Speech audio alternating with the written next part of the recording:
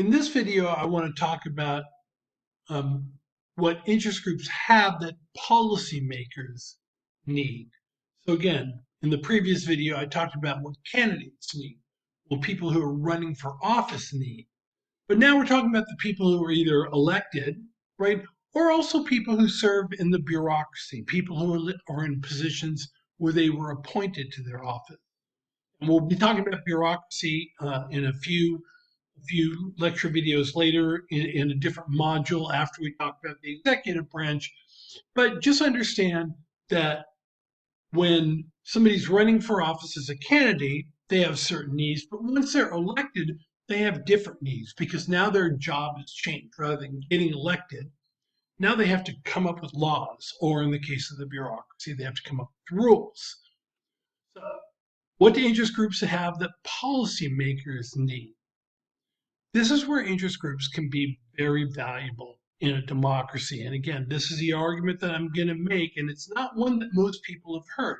Because again, as I said at the very beginning, when most people think of interest groups, they have a very negative connotation. It's a bad thing, interest group.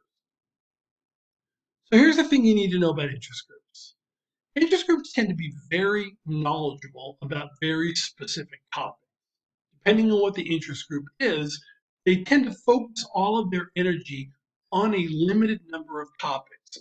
So, for example, the Sierra Club focuses on things having to do with the environment. The National Rifle Association deals with things having to do with gun rights and gun safety and access to guns.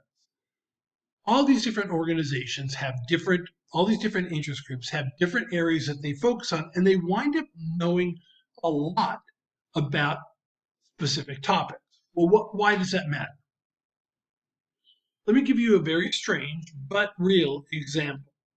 Now, if you see on the lecture notes, I have a link to an article, House OK's Bill to Halt Interstate Trade of Primate Pets. This is what happened. I was reading the Los Angeles Times. I used to have it delivered to my house now, and I read it online.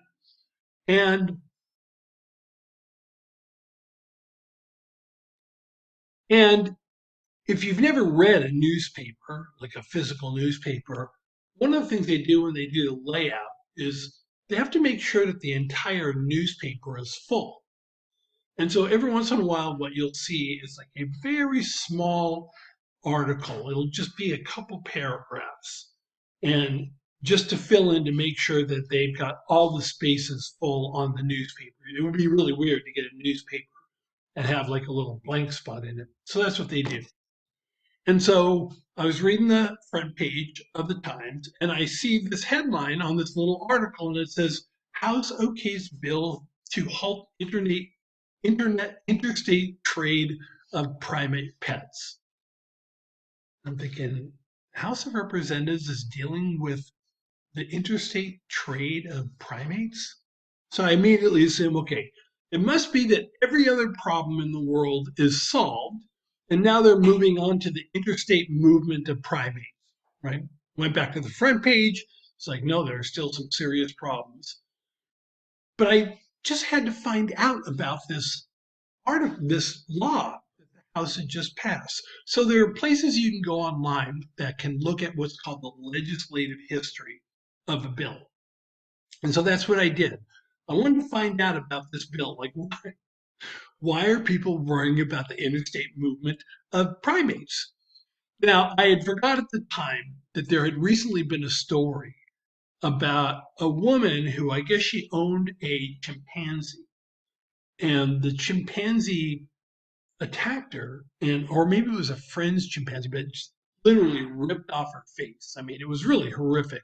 And some of these primates that they talk about in this bill are really strong, powerful animals that probably shouldn't be pets. But I'm not an expert on that, so I'm not going to weigh in. But I wanted to look and see how this bill made it through the House. Well, as a result of the attack on this woman, and other instances, because if you actually read that article, one of the things you'll find out is the Humane Society said there have been like over 100 attacks in a specified amount of time by people who own these kind of pets. that it was not uncommon. So policymakers decided to write a bill to try and address this problem. And so they did. Now, this is typically what um, the way it works.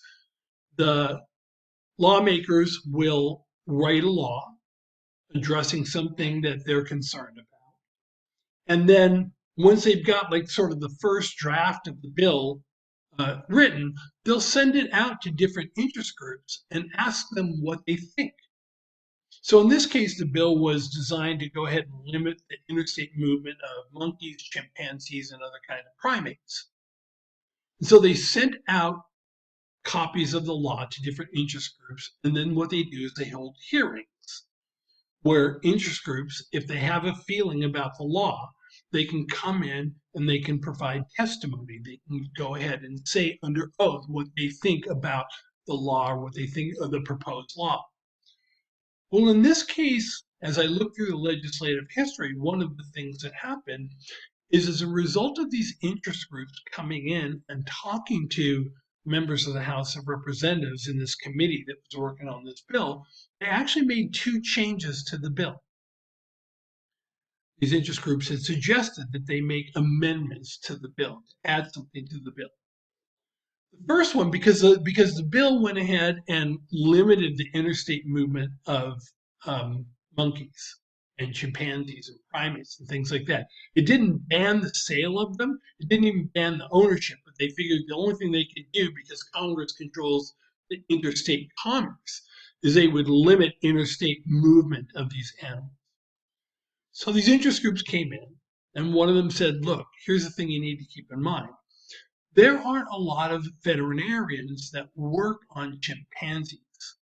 So what you need to do is you need to include in the law an exemption so that animals that are being transported across state lines for the purposes of seeing a veterinarian, they're able to do so.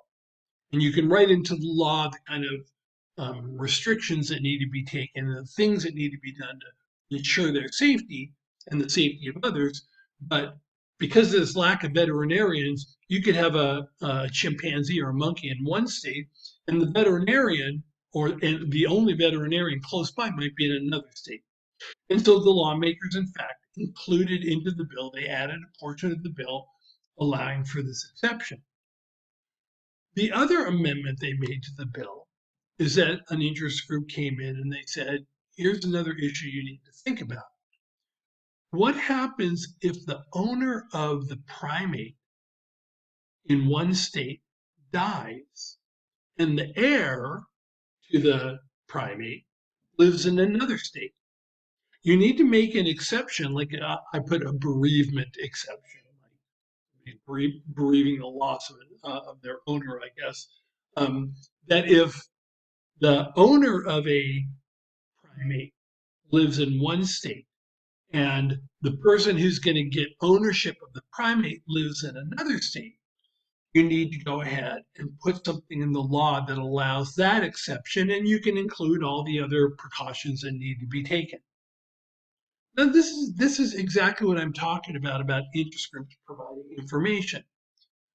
If you're not somebody who's really knowledgeable about the needs of animals, you may not know that there's a shortage of people veterinarians who work on primates. You may not be thinking about what happens when the owner of a monkey or a primate dies and the heir is going to be in another state. Well, that's exactly what interest groups do. And so as a result of their input, the authors of these bills added some provisions that accounted for the lack of veterinarians, accounted for the bereavement exception, the idea that if the owner of the monkey or chimpanzee died and the heir is going to be in the next state, they allowed for those exceptions. And the bill was better as a result. And the only reason they knew about this is because they brought in interest groups, have them give information and share what they know. And because, like I say, interest groups tend to be knowledgeable about very specific topics, because that's all they focus their attention on. they can often provide information that policymakers would never even think about. Now, the whole interstate trade of primate pets, kind of a weird example. In the next video, I'm going to give you a fuller example of a bill that was being discussed in 2022, having to do with the internet. And you'll see a better, sort of clearer example of how this actually plays out. It's the same theme. What do interest groups have that policymakers need? Information. And this is where they can become very valuable and very helpful. And I'll talk about this more in the next video.